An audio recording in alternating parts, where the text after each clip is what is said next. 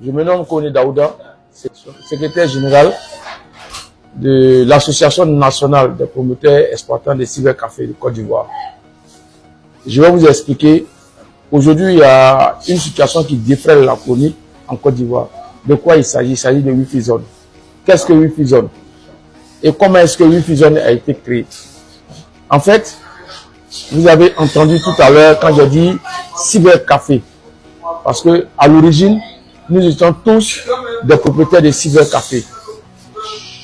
Et on a constaté que les cyber n'étaient plus fréquentés par la population.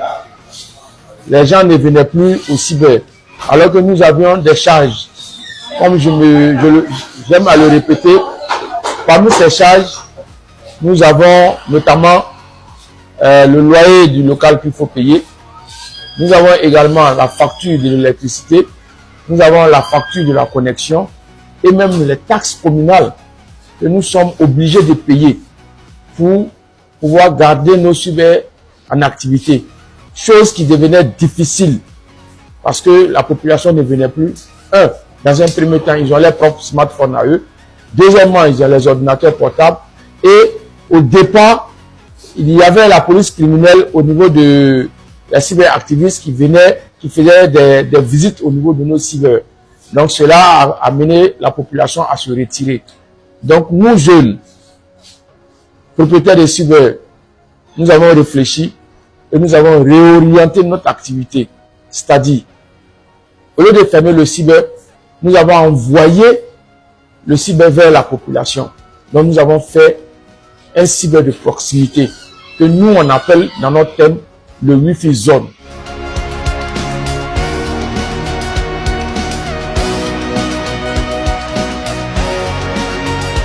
Bien.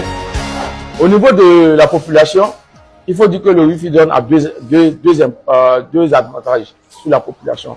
Non seulement permet aux populations les plus démunies d'avoir la connexion à moindre coût, chose qui est difficile pour eux, et permet aussi aux élèves, aux étudiants et à tous les commerçants qui aujourd'hui font les ventes en ligne d'avoir la connexion à proximité et de pouvoir faire leurs recherches et leurs ventes en ligne.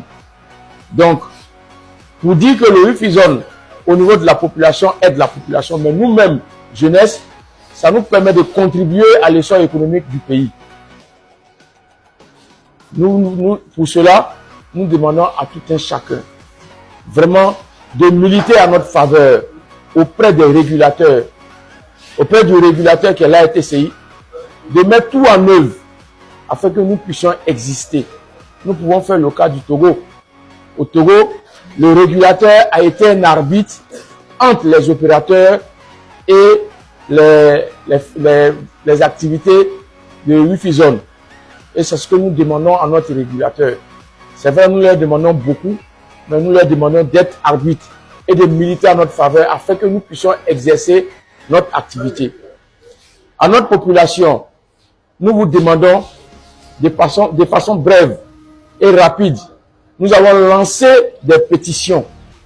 Nous vous demandons d'adhérer à ces pétitions parce que c'est ce que nous devons présenter pour dire que la population est avec nous. N'ayez pas peur. N'ayez pas peur de vous inscrire sur ces listes de pétitions. Nous avons besoin de vous et vous avez besoin de nous. Nous avons besoin de vous pour exister et vous avez besoin de nous pour pouvoir vaquer à vos occupations en ayant tout à votre portée, la connexion qui est le Wi-Fi Zone. Aux opérateurs, nous leur demandons leur clémence. Nous leur demandons de ne pas avoir peur aussi également. Qu'ils acceptent de nous accorder des séances de négociation. Nous avons des propositions à leur faire. Et je suis convaincu, moi et mon équipe, parce que nous sommes près de 3000 jeunes que nous avons identifiés.